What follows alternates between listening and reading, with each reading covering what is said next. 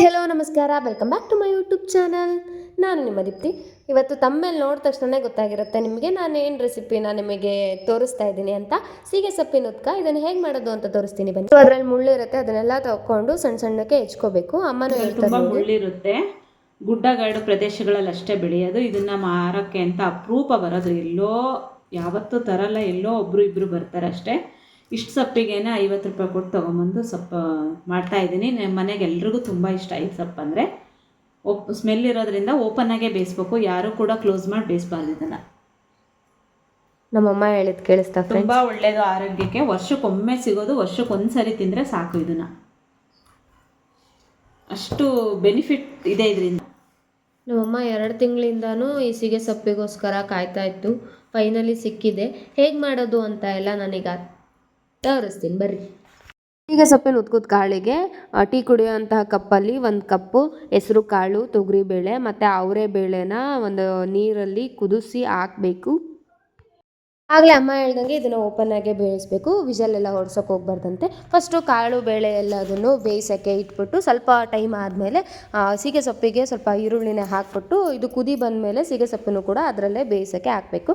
ಅದನ್ನು ನೆಕ್ಸ್ಟು ನಾವು ಸ್ವಲ್ಪ ಒಗ್ಗರಣೆ ಮಾಡ್ಕೊಳ್ಳೋಕ್ಕೆ ರೆಡಿ ಮಾಡ್ಕೊಳ್ಳೋಣ.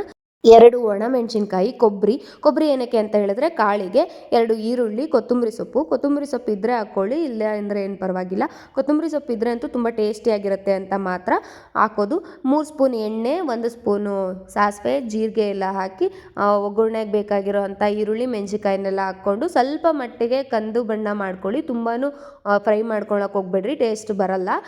ಒಗ್ಗರಣೆ ಆದಮೇಲೆ ನಾವು ಖಾರಕ್ಕೆ ರೆಡಿ ಮಾಡ್ಕೊಳ್ಳೋಣ. 1.5 ಸ್ಪೂನು ಜೀರಿಗೆ, 4 ಒಣಮೆಣಸಿನ್ಕಾಯಿ. ಇದು ಖಾರ ರುಬ್ಬೋದ್ರಿಂದ ಈ ಥರ ಕೊಬ್ಬರಿನ ತೊಗೊಂಡಿದ್ದೀವಿ. 3 ಬೆಳ್ಳುಳ್ಳಿ ಮತ್ತು ಕೊತ್ತಂಬರಿ ಸೊಪ್ಪು. ಈ ಕಡೆ ಸ್ವಲ್ಪ ಹುಳಿ ನೆನೆಸಿ ಇಡೋಣ. ಹುಳಿ ಇದ್ದರೆ ಉತ್ಕ ಅಂತೂ ತುಂಬ ಟೇಸ್ಟಿಯಾಗಿರುತ್ತೆ, ಅದಕ್ಕೋಸ್ಕರ ಮಿಕ್ಸಿ ಮಾಡ್ಕೊಳಕ್ಕೆ ಈಗ ಖಾರಕ್ಕೆ ರೆಡಿ ಮಾಡಿದ್ದನ್ನೆಲ್ಲನೂ ಮಿಕ್ಸಿ ಮಾಡ್ಕೋಬೇಕು. ಅಷ್ಟನ್ನು ನೀಟಾಗೆ ಹಾಕ್ಕೊಂಡು ಕೊತ್ತಂಬರಿ ಸೊಪ್ಪನ್ನು ಅದರೊಳಗೆ ಹಾಕಿ ಮಿಕ್ಸಿ ಮಾಡಿ, ಸ್ವಲ್ಪ ಇವಾಗ ಒಗ್ಗರಣೆ ಮಾಡಿರೋ ಅಂತಹ ಒಗ್ಗರಣೆನೂ ಹಾಕಿ ನೀರು ಹಾಕಿ ಮಿಕ್ಸಿ ಮಾಡ್ಕೊಳ್ಳಿ. ಸ್ವಲ್ಪ ಗಂಧೆ ಥರನೇ ಇದ್ದರೆ ಚೆನ್ನಾಗಿರುತ್ತೆ. ಈ ಕಡೆ ಅಷ್ಟರಲ್ಲಿ ಕಾಳು ಮತ್ತು ಸೀಗೆ ಸೊಪ್ಪು ಬೆಂದಿದೆ. ಸ್ವಲ್ಪ ರುಚಿಗೆ ತಕ್ಕಷ್ಟು ಉಪ್ಪನ್ನು ಹಾಕಿ 5-10 ನಿಮಿಷ ಬಿಟ್ಟು ಅದನ್ನು ಸೋಸ್ಕೋಬೇಕು. ಉತ್ಕ ಯಾವುದ್ರಲ್ಲಿ ಮಾಡೋದು ಅಂತ ಹೇಳಿದ್ರೆ ಇಲ್ಲಿ ಸೋಸಿರೋ ಅಂಥ ನೀರಲ್ಲೇ ಉತ್ಕ ಮಾಡೋದು, ತುಂಬ ಚೆನ್ನಾಗಿರುತ್ತೆ ಮಾತ್ರ. ಅದಕ್ಕೋಸ್ಕರ ನಾನು ವಿಡಿಯೋ ಮಾಡಿ ನಿಮಗೆ ತೋರಿಸ್ತಾ ಇರೋದು. ಸೀಗೆ ಸೊಪ್ಪು ಕಾಳು ಬೇಯಬೇಕಾದ್ರೇನು ಉಪ್ಪು ಹಾಕಿದ್ವಿ. ಈಗ ನೋಡಿಕೊಂಡು ರುಚಿಗೆ ತಕ್ಕಷ್ಟು ಉಪ್ಪು ಹಾಕಿ ಹುಳಿನೂ ನಾವು ನೆನೆಹಾಕಿಟ್ಟಿದ್ವಿ, ಆ ಹುಳಿನೂ ಹಾಕಿ. ನುಚ್ಚು ಹುಳಿ ಇದ್ದರೆ ಉತ್ಕ ಮಾತ್ರ ಸಖತ್ತಾಗಿರುತ್ತೆ, ಅದಕ್ಕೋಸ್ಕರ ನಾನು ನಿಮಗೆ ವಿಡಿಯೋ ಮಾಡಿ ತೋರಿಸ್ತಾ ಇರೋದು. ಖಾರ ಹಾಕಿರೋದನ್ನೇ ಅದಕ್ಕೆ ಹಾಕ್ಕೊಂಡು ಇದನ್ನೇನು ಕುದಿಸೋದೇನು ಬೇಡ, ಯಾಕೆಂದರೆ ಆಲ್ರೆಡಿ ನೀರು ಕೂಡ ಬಿಸಿ ಇರೋದ್ರಿಂದ ಅದಕ್ಕೇ ಒಗ್ಗರಣೆ ಹಾಕಿದರೆ ಆಯ್ತಂತೆ. ನಮ್ಮಮ್ಮ ಹೇಳಿದ್ದನ್ನ, ಇದನ್ನು ಯಾವುದೂ ನಾನು ಮಾಡ್ತಾಯಿಲ್ಲ. ಇದಕ್ಕೆ ಸ್ವಲ್ಪ ಕೊತ್ತಂಬರಿ ಸೊಪ್ಪನ್ನ ಮೇಲೆ ಉದುರಿಸಿದ್ರೆ, ನಮ್ಮಮ್ಮ ಎಲ್ಲದಕ್ಕೂ ಕೊತ್ತಂಬರಿ ಸೊಪ್ಪು ಹಾಕ್ತಾರೆ, ಟೇಸ್ಟ್ ಇರುತ್ತೆ ಅಂತ.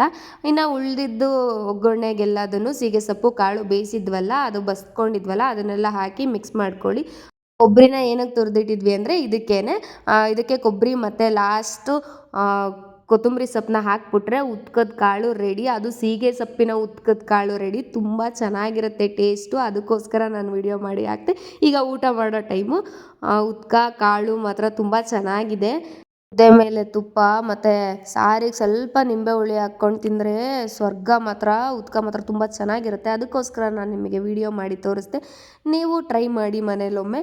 ಈ ಥರ ಕುಕ್ಕಿಂಗ್ ವಿಡಿಯೋಸ್ಗಾಗಿ ನನ್ನ ಯೂಟ್ಯೂಬ್ ಚಾನಲ್ನ ಸಬ್ಸ್ಕ್ರೈಬ್ ಮಾಡಿ. ಮತ್ತೆ ನೆಕ್ಸ್ಟ್ ವಿಡಿಯೋದಲ್ಲಿ ಸಿಗೋಣ. ಅಲ್ಲಿವರೆಗೂ ಟಾಟಾ ಬಾಯ್.